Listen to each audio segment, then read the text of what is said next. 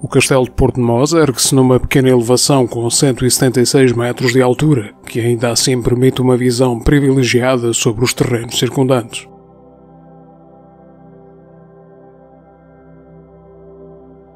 A fundação de Porto-de-Mós integra-se juntamente com Orém na zona de influência de Leiria durante o século XII, no chamado período da Reconquista.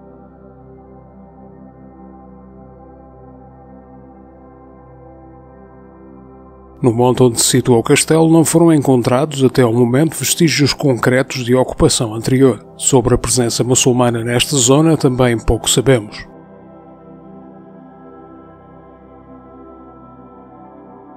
A tomada deste território por Dom Afonso Henriques terá ocorrido em 1148. Após essa conquista, Dom Fuas Roupinho terá sido designado como alcaide-mor da vila.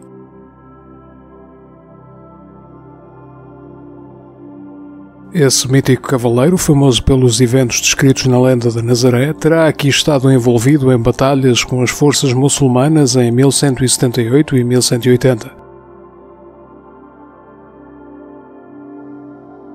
Este edifício é também conhecido como o Castelo de Dom Fuas Roupinho, numa tradição que remontará provavelmente aos anos fundacionais de Porto-de-Mós e da sua fortificação.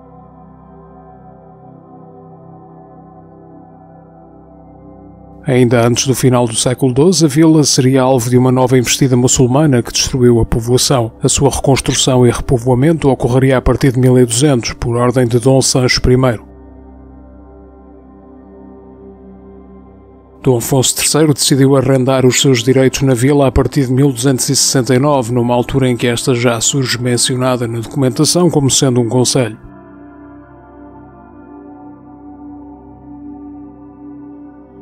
Durante o período da crise de 1383-1385, Porto-de-Mós manteve-se fiel ao mestre de Avis. Nos dias que antecederam a Batalha de Aljubarrota, Dom Nuno Álvares Pereira acampou aqui com as suas tropas. Após a vitória nesta batalha, Dom João I doou os condados de Orém e Porto-de-Mós a Dom Nuno Álvares Pereira, que em 1435 os legaria ao seu neto Dom Afonso. Foi sob o domínio deste quarto conde de Orém que seriam feitas profundas remodelações na vila e no castelo, transformando este último num magnífico palácio.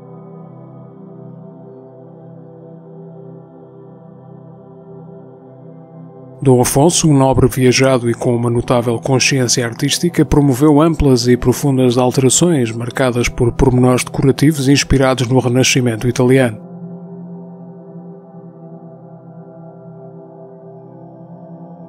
A planta do castelo de Porto-de-Mós tem a forma de um pentáculo irregular, defendido por torres altaneiras em cada um dos seus ângulos.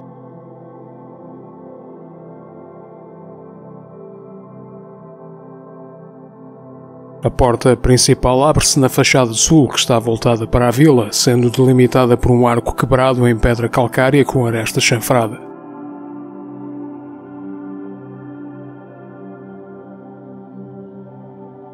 Sobre a entrada abre-se uma lógia coberta por abóbadas em ogiva, suportadas por mísulas piramidais com decoração vegetalista.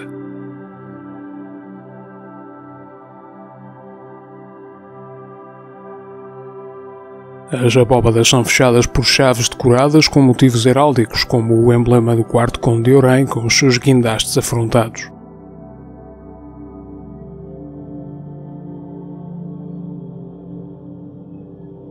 No centro do castelo existe um pátio que organizava a circulação no recinto, permitindo o acesso à área da entrada e aos pisos térreos dos vários compartimentos.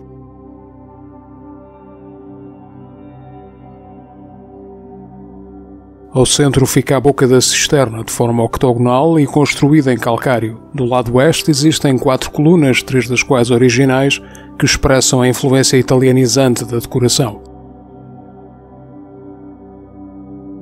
As torres viradas para sul têm 3 pisos acima do solo, sendo coroadas por mísulas piramidais e por vistosos corochéus de telha vidrada verde.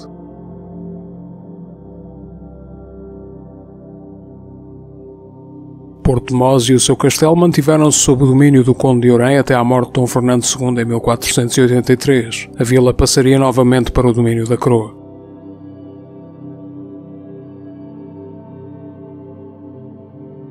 Durante as décadas seguintes, o castelo degrada-se progressivamente. O terremoto de 1755, assim como os abalos sísmicos de 1770 e 1909, transformam-no em pouco mais que um amontoado de pedras.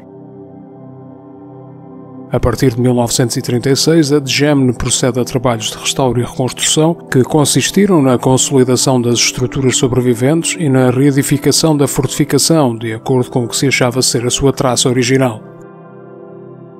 Na década de 1990 foram realizadas novas intervenções e, mais recentemente, procedeu-se à melhoria das acessibilidades. Hoje, o Castelo de Portmós é um espaço visitável e musealizado que acolhe atividades pedagógicas e culturais.